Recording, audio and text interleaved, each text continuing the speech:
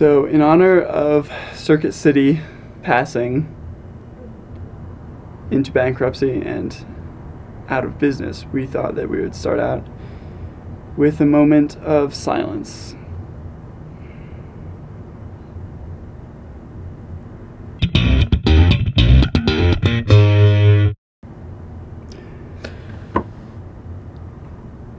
On to news, a little bit less depressing. Let's see.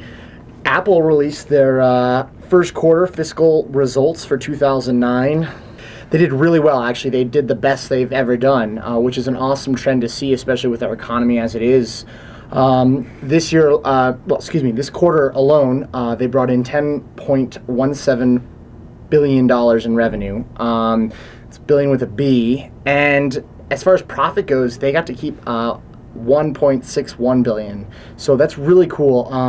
It helps that they sold over 22 million iPods and over 4 million iPhones. A lot of people are saying their overseas market has really expanded, which has helped a lot. So especially with releasing iPhones in so many different countries, and as well as just the iPod saturation. Another fun fact, as we are making this video, it was yesterday that Obama was inaugurated as the 44th President of the United States, but more importantly to nerds like us, it turns out that the moment that he started his speech set a record in the United States for the most internet bandwidth usage at one time ever, which is pretty cool because everyone was tuning in to watch the speech online instead of from the television. CNN by itself had at its peak 1.3 million people logged on and watching it on CNN.com.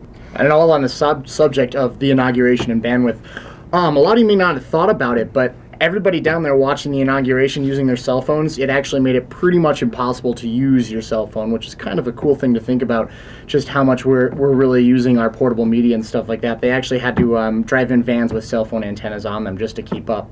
Microsoft, during CES, they gave us a little bit more information about the successor of Windows Vista, which is, of course, Windows 7, and more importantly, they released a beta. So we've actually got it running on our computer right here, and in the future, you guys can expect a review from it. We're going to need to spend a little bit more time doing day-to-day things, installing programs, checking up on RAM CT, and just, overall functionality, but it seems to be pretty cool. They've made a lot of changes. It's pretty similar to Vista, but at the same time, they've improved all those things that, we've all complained about. So, for those of you out there who like practical jokes, such as whoopee cushions or, just farting noises in general, fart machines, and you own an iPhone, you will be able to get the app, which is called iFart Mobile. And basically, it's this app that you open up and it gives you a very wide variety of different farting noises. Now, the reason that this is relevant is because we're college students, and we like gags like primarily. And secondly, it marked a big change in Apple's philosophy on apps that it allows into its App Store, because it wasn't allowing stupid apps like that before. But finally, they've taken so much heat because the developers of these apps said, oh, people want to buy those kinds of apps too, and there's no reason that you shouldn't be letting them. So Apple did end up accepting iFart Mobile into the App Store, and when they did, it skyrocketed to #1 paid download. And the other relevant part of that is that the developer of that app is from Loveland, Colorado, which is just about 15-20 minutes south of Fort Collins.